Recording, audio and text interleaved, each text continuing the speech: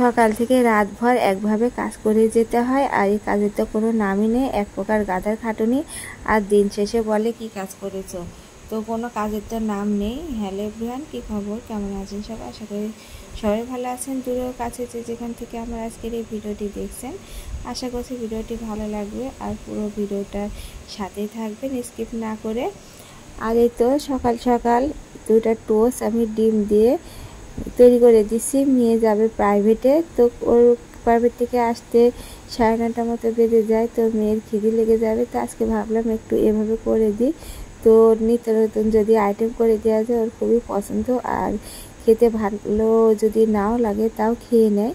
তো এই আইটেমটা করে দেওয়ার জন্য তো প্রাইভেটে যেতে ওর অনেকটাই দেরি হলো। আর সকালে যে সজনে পাতা তুলে এনেছিলাম, তো এই পাতাগুলো ভাজছি, আর সকাল সকালে একটু ভাজি করব। দুপুরে তো ভাজা করতে অনেকটা দেরি হয়ে যায় রান্না করতে, আর শাক অত বেলা হলে খাওয়াও লাগে না। সকালে খেলে শাকের উপকারিতা পাওয়া যায়, আর এই সজনে শাকের তো অনেক উপকারিতা রয়েছে।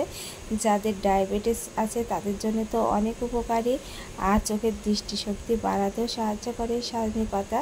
তো নানা গুণে ভরপুর এই সজনে পাতা। তো এই সজনে পাতাগুলো আমি সব কিছু আর এই সজনে পাতা এড়াতে ভালোই লাগে। তো এদিকে আবার আসলাম মাছ বের করতে, তো দুপুরে রান্না করব।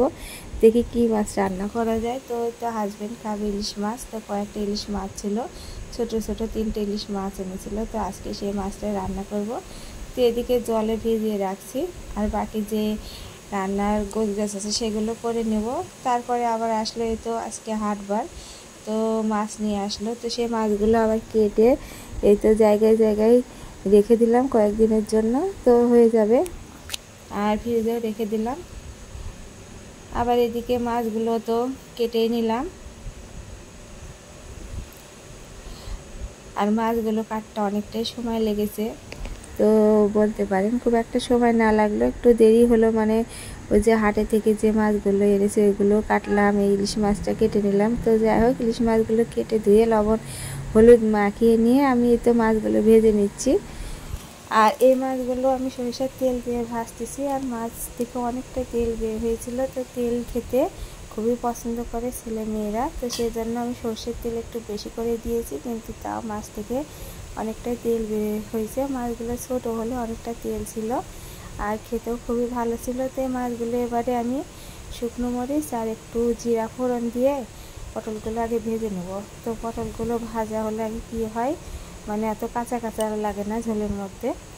আর এখনকার পটল যতই ভালো করে ভাজা যায় তবুও কেমন যেন একটা শক্ত শক্ত ভাব থাকে। যাই হোক, পটলগুলো ভেজে আমি ওতে দিয়ে দিলাম পেঁয়াজ কিছুটা, আর এবারে বাদ বাকি সবজিগুলো দিয়ে আলু পটল আর মূলো দিয়েছি।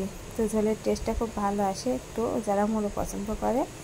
আর লবণ হলদি দিয়ে ভেজে নিয়ে এই তো ঝাল দিয়ে দিলাম একটু, আর কয়েকগুলো কাঁচামরিচও দিয়েছি।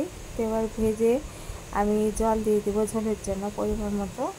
তো জল দিয়ে আমি এবারেও আর একটু ঝোলের জন্য লবণ আর হলুদ দিয়ে কিছুক্ষণ ফুটিয়ে নেব, আলুগুলো গলে যাওয়া পর্যন্ত। তো কতকগুলো আলু আছে খুব ভালো গলে, আবার কতকগুলো আলু আছে গলতেই চায় না। আর এদিকে ভেজে নেওয়া মাছগুলো দিয়ে আর একটু ফুটিয়ে নিচ্ছি, আর এবারে নামিয়ে নেব। তো তার আগে দিয়ে দিলাম ভাজা জিরের গুঁড়ো।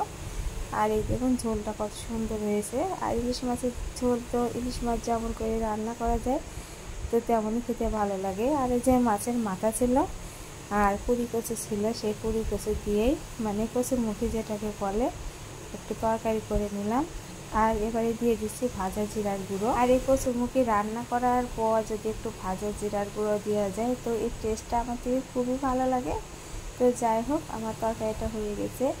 আর আজকে এই কচুর এই মুখী এই তরকারিটা দিয়ে আমার ভাত খেতে খুবই ভালো লেগেছে।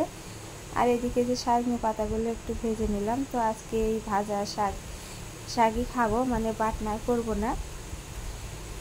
তো দুপুরে খাওয়া দাওয়া সেরে এতে আবার চলে আসলাম এখানে পরিষ্কার করে নিতে। তো কালকে একটা বাড়িতে ছোটোখাটো তো অনুষ্ঠান আছে, তো হঠাৎ করেই ডিসিশন হলো সব কিছু আজকেই 10টার দিকে। তো বাড়িঘর তো পরিষ্কার করা হয়নি, আর অনেক গেস্ট আসবে। তো এখানে রান্নাঘর হচ্ছে, সেজন্য অনেক কাঠ, তারপরে বাড়ির যে হাঁড়ি ঝাড়ি যে জিনিসগুলো তো থাকে সবার বাড়িতেই তো থাকে গ্রাম বাংলায়, তো সেই জিনিসগুলো ওখানে আছে। তো সেগুলো একটু পরিষ্কার করে নিচ্ছি। তো পরিষ্কার করে না নিলে কি হবে, কাল সকালে সময় পাবো না। তো অনুষ্ঠানের জন্য অনেক কাজ আছে, কাটা বাটনা করা, তারপরে গেস্টরা আসবে তাদেরকে আপ্যায়ন করা, সেজন্য অনেক কাজ ছিল, সেগুলো বিকালে সেরে নিলাম।